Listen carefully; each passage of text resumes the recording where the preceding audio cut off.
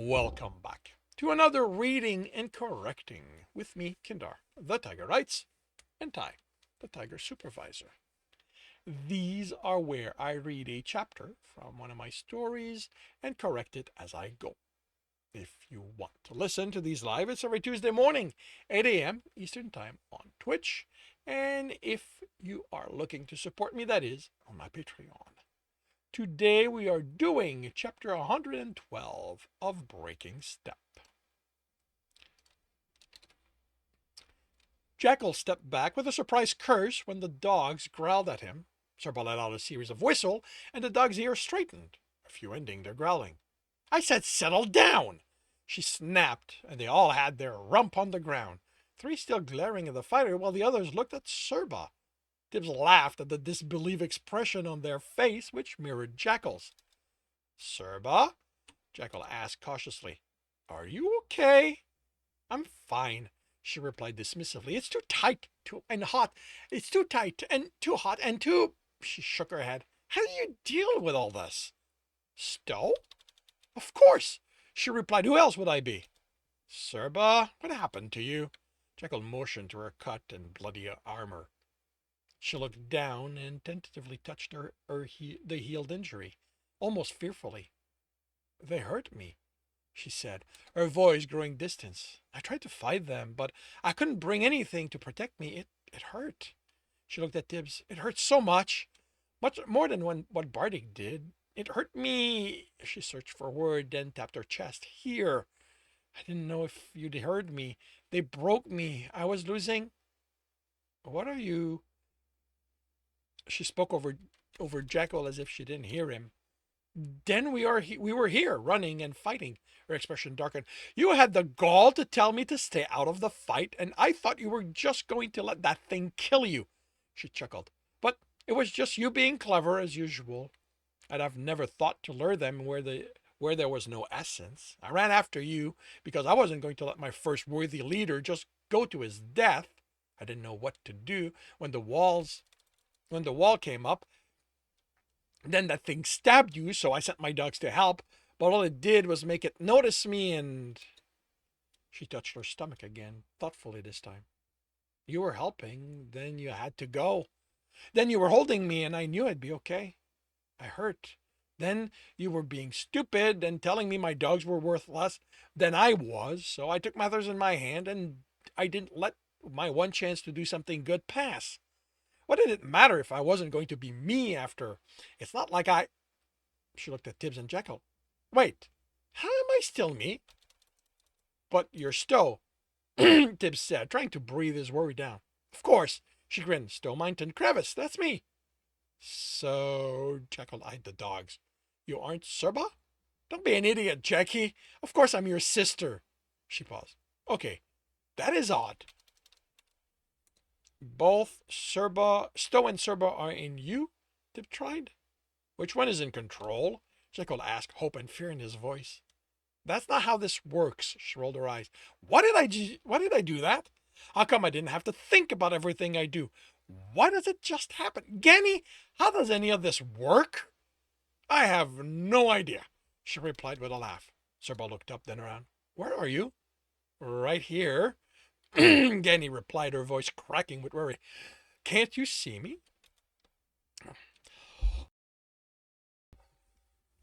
Serba rubbed her face, and the element shifted inside her. Tibs tried to make sense of how they moved as she stared at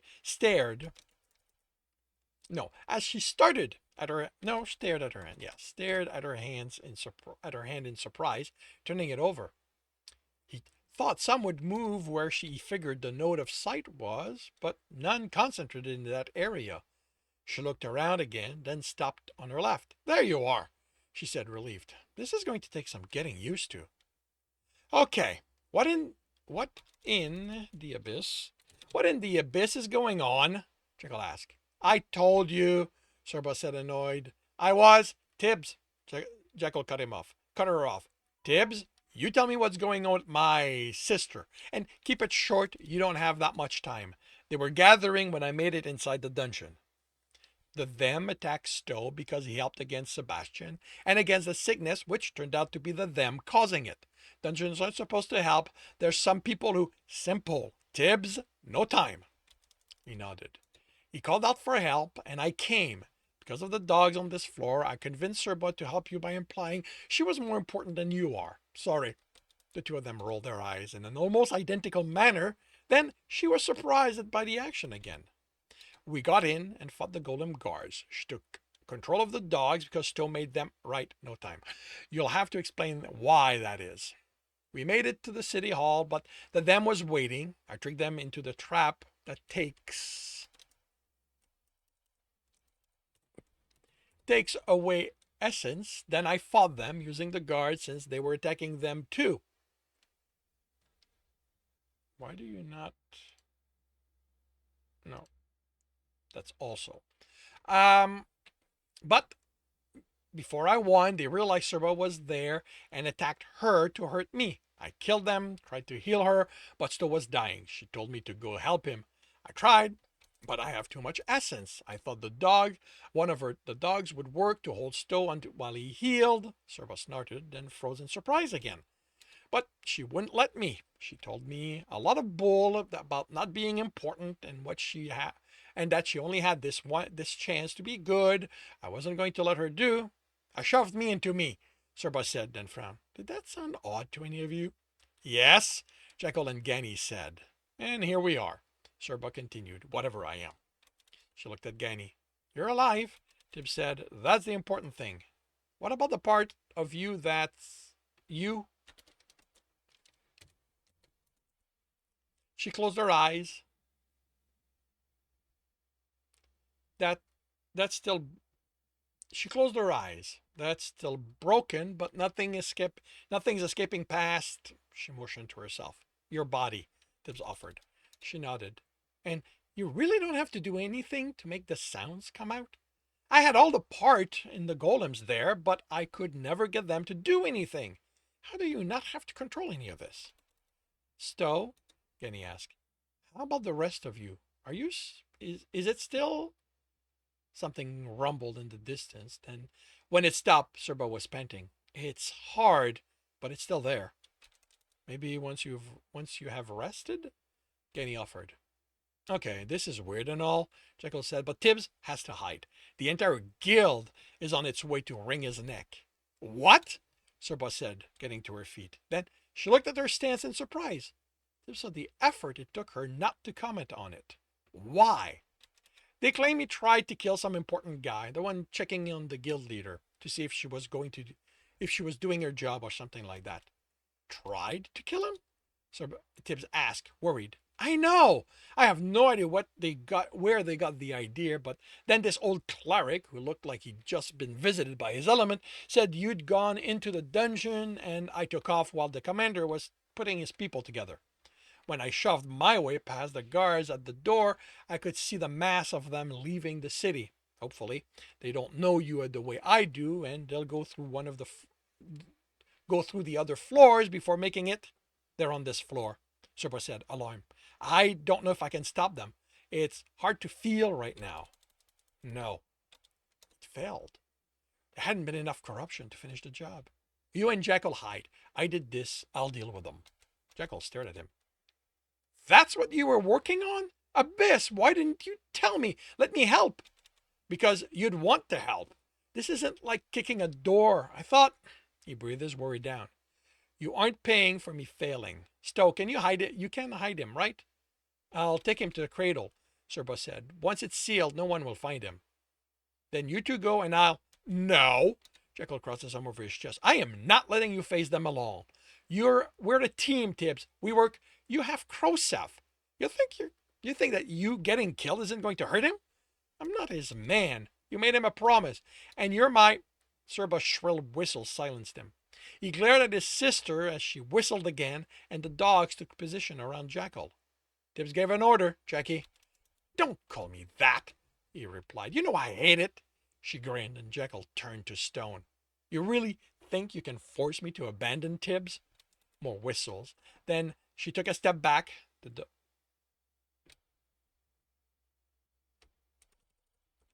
When she took a step back, the dog took one to follow the four that found themselves behind the fighter closer to him by that step. I'm made of stone, he said. Your dogs can't do anything to me. Another step and a whistle. Jekyll looked over his shoulder worried as the dogs approached. Tibs, tell my sister to stop this. You do what you have to, Serbo said. I'll keep Jekyll safe for you. Tibs, Jekyll snapped. Don't you even think of leaving me here with those. He motioned to the dog. A different whistle and a dog launched to snap at Jekyll's heel. The fighter jumped away and towards where Serba was backing. He glared at her as she took another step. Tibs took off toward the stairs and ignored Jekyll's angry calls and threats. This was so him and Stowe would be safe. Or was it Serba now? It was going to be confusing for a while, but they'd figure it out. Once he had handled Irdian and those he brought, Tibs would help. He nearly ran at the group of adventurers, confusing them for some of the golem people Tibs had.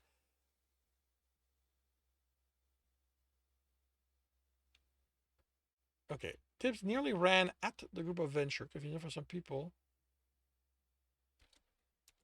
Stowe had made, and the dam had set loose. Let loose? Yeah, let loose. It was only when they entered his sense he realized the mistake, and by then they had noticed him. The archer's arrow exploded behind Tibs as he ran into an adjacent alley. Instead of fire blooming, a weave of extended in all directions, snagging his leg and causing him to fall. A net, he realized as his initial attempt to keep it off caused the weave to move higher on his leg. He doused it in corruption and absorbed it back as he ran off again. No point in leaving evidence of how he'd broken free. He jumped to the roofs and lined himself with the stairs. Let them search the alleys and wonder where. Adventurers leaped on and over the roofs, chasing him, once they'd in the air, catching up to him. Tibs ground his teeth. That was his trick. He almost suffused himself with air to show what he could do with it, but realized the world of trouble that would get him into. Them realizing he had more than one element would just make them work harder to catch him. To catch him. To catch him. And Tibs had no plans on getting caught, which meant he needed to escape these adventurers while only openly using water. He smiled. This should be interesting. Time to see what they'd forgotten about being a runner. He jumped chimneys, leaped over gaps between buildings, and seeing the people and saw the people in the alleys keeping up with him. Fire exploded between buildings as he readied to leap, and he coated himself with ice before passing through. There was nothing left of it by the time he landed on the other roof, not even water to wet him, and he had to suffuse himself with purity to chase the pain the fire caused him away. They definitely had strength. The best thing he could do was make sure not to confront them direct. The roof exploded out from under him, throwing him in the air. He fought the urge to channel air, sending water ahead of his fall instead, icing the channel to slide along and directing it so it shattered as he landed into it, and he continued to fall. The theft of his element had been so abrupt he hadn't immediately understood what had happened, but when he sent water ahead of him again, he was ready for the adventurer, pushing back against the arcanist they were trying to force within his essence. He fell into the water channel, but it hadn't iced as he willed it. So he passed through with his feet with the street approaching too fast for anything fancy. Water, and immediately after that, air, arranged to create cold, and Tibs crashed into the mound of snow then was running again, his step uncertain until purity cleared his head. He made a turn, and darkness fell over him. By the time he wondered how it was he couldn't see through it, he'd dropped to his knees in exhaustion. He tried to think. There had to be an element he could use, but his mind was muddled, as if he'd been training hard for the entire day and then looked at his ledger. He should know how it all worked, but he just couldn't get his mind to piece things together. He fell to his side. What he needed was sleep, rebuild his strength, and he'd be able to keep going after that. I have him subdued, a woman called. Her voice pierced through the fog in Tibbs's mind with a warning of danger and the need to be refreshed now. He suffused himself with purity as the darkness went away, and he planted Ice Sword into the person standing over him. Then he was running again. Catch him! A man yelled, and Tibbs sensed the etching form where he'd come from. He couldn't tell the element, but he threw himself aside as soon as it was released. He was on his back and his feet. He was back to his feet as they cursed. He turned into an alley as more etching were thrown at him. Elements he knew and others he didn't. Assemblies of line arcana so complex, even those made of elements he could sense were beyond his comprehension. He dodged them, threw water where he thought it would help, hardened himself when all he could think of doing was surviving the impact, which he did, he thought. Which he did. He thought that as hard as they were trying, they weren't aiming to kill him. He suffused himself with earth as the bundle of unknown essence registered through all the other etching, too late for him to do anything else. It struck him in the back and clung to him. He tried to will it away, but the adventure was stronger than he was. Still, it was solid etching, so he could, instead of pulling it off, reaching over his shoulder and grabbing it, stretched the etching like it was made of the taffy he'd watched a candy crafter make at a caravan booth so many visits before.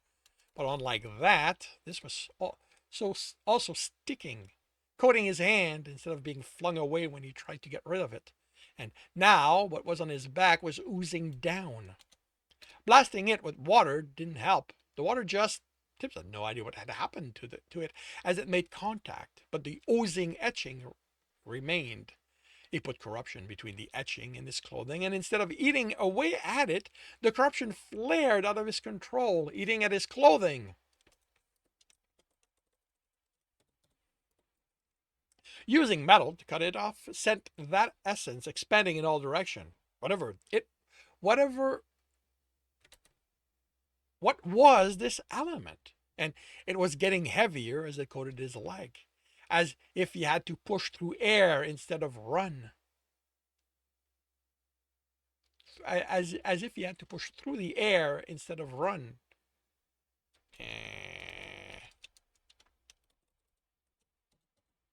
As if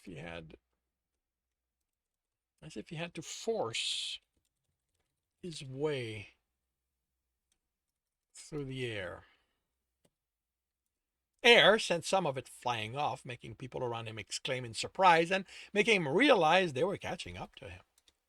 Then his foot caught on something, and instead of quickly adjusting and keeping his footing,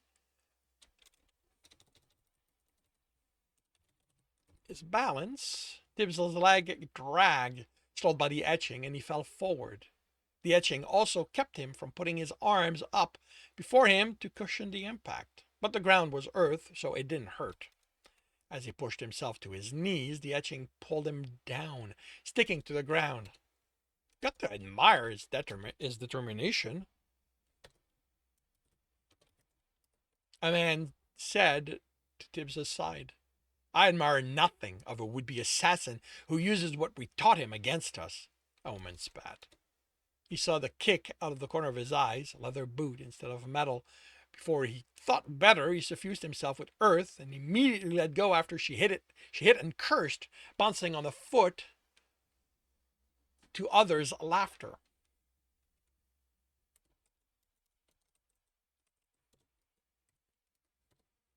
Had his skin changed color? Had they noticed? He couldn't use earth again, not with... He looked at the ground, the packed earth that made it. He knew how to escape. He softened it until his weight pulled him through. Oh, I don't think so, another woman said when Tibbs was almost all the way in, his face raised with his mouth in the ground. He stopped falling. I have no idea how you're doing that, but Earth is mine. He pushed his will against the essence that was holding the ground solid. At least now we know you're not going anywhere. All Tibs saw were booted feet move around him. There had to be something he could do to escape. Are you taking that off? An older sounded man asked. After you shrugged off Kirian's drain and stabbed her? A younger one replied. That's staying on him until the commander is here to take him. I say we save everyone the trouble and kill him, someone spat. That isn't how we do things, a woman replied. He fucking tried to kill Marger. It's not like I haven't thought about doing it a time or two, someone else replied. He's grown so full of himself, it's like last decade he wasn't graduating to Epsilon with us. He has earned the position, the older man said. Would it kill him to remember where he came from? I'd say it almost did, Irdian said. And you can think of doing whatever you want to whomever you want, Seras. It's once you act on that, you become my responsibility. Scoffed metal boots stopped before Tibs, and the man crouched. I knew you were trouble, Lightfingers. You and your machinations and your rackets so you'd run this city. You think you're the first we've taken from the cells to waste the opportunity we gave them trying to carve themselves a little kingdom for them to rule as they see fit? Tibbs's mouth was under the street, so all he could do was glare at the boots. He wasn't the one ruling as they saw fit. I will give you this much. I've never heard of one of you so brazen as to try to kill a supervisor before. I guess you can take comfort in that, I suppose, while you rot within despair. Metal essence wrapped around Tibs. I have him. Tibs fought against the metal as soon as the earth loosened, physically and with his will, but nothing happened. He lifted and was positioned until he and Irdian were eye to eye. Anything to say to justify what you did? I did what your guilt forced me to, Tibs said through gritted teeth. I'm curious what you'll tell the magistrate to support that, the man said in a flat tone, if you're even given the chance. Tibs glared, but stayed silent. His attention was on the essence holding him. The instant Irdian was distracted, Tibs would break his hold over it and run. What about the runner the door guards mentioned? Irdian asked. He must have gotten lost among the buildings, someone replied. If his plan was to help his friend, it failed. Tibs cursed. Of course the guard would have recognized Jackal, and everyone knew they were on the same team. Zook, you and Ambry stay by the stairs until the dungeon's about to close its door. If he survives that long, he's going to try to escape and we'll save us.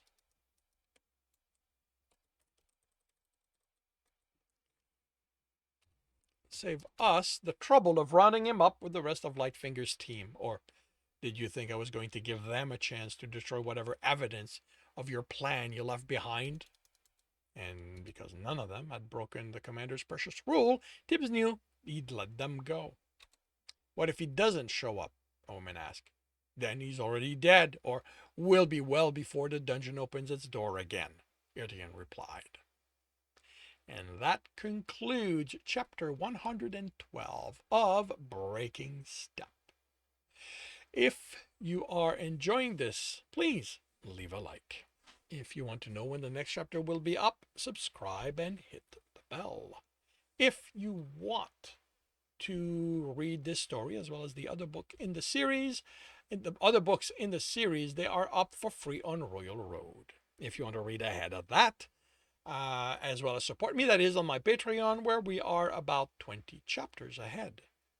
And if you want to listen to these live, it's every Tuesday morning, 8 a.m. Eastern Time on Twitch. The links are in the notes, and with that, I shall wish you a good day.